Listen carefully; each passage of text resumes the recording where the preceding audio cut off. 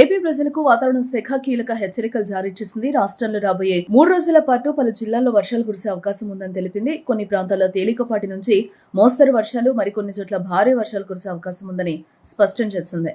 వాతావరణ శాఖ వివరాల ప్రకారం ప్రస్తుతం పశ్చిమ మధ్య బంగాళాఖాతం, దానిని ఆనుకుని ఉన్న ఉత్తర కోస్తా ఆంధ్రప్రదేశ్ ప్రాంతాల్లో ఉపరితల ఆవర్తనం కొనసాగుతుంది. దీనికి అనుబంధంగా ఒక ఉపరితల ద్రోణి దక్షిణ ఒడిశా, దక్షిణ ఛత్తీస్గఢ్, తెలంగాణ, మధ్య మహారాష్ట్ర, మరఠ్వాడ మీదుగా ఈశాన్య అరేబియా సముద్రం వరకు సుమారుగా 5.8 కిలోమీటర్ల ఎత్తులో విస్తరించింది.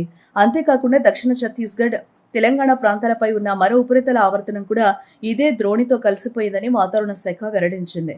ఈ వాతావరణ పరిస్థితుల ప్రభావంతో రాష్ట్ర వ్యాప్తంగా వచ్చే 3 రోజుల పాటు వర్షాలు కురిసే అవకాశాలు పెరిగాయని అధికారులు చెబుతూ ఉన్నారు. ఉత్తర కోస్తా ఆంధ్రప్రదేశ్ తో పాటు యానాం ప్రాంతాల్లో తేలికపాటి నుంచి మోస్తరు వర్షాలు లేదా ఉరుములు మెరుపులతో కూడిన జల్లులు అక్కడక్కడ కురిసే అవకాశం ఉంది. వర్షాల సమయంలో గంటకు 40 నుంచి 50 కిలోమీటర్ల వేగంతో ఈదురుగాలులు వీచే అవకాశం ఉందని హెచ్చరించారు. దక్షిణ కోస్తా ఆంధ్రప్రదేశ్, రాయలసీమ ప్రాంతాల్లో కూడా ఇదే తరహా పరిస్థితులు కొనసాగే అవకాశం కనిపిస్తుంది.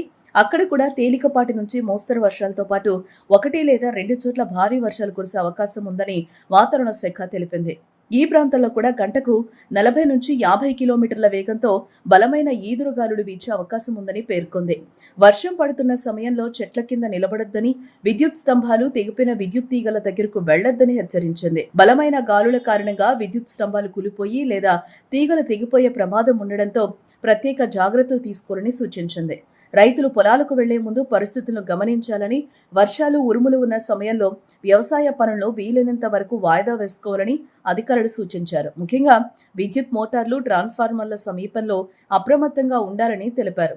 మరోవైపు మత్స్యకారులకు కూడా హెచ్చరికలు జారీ చేశారు.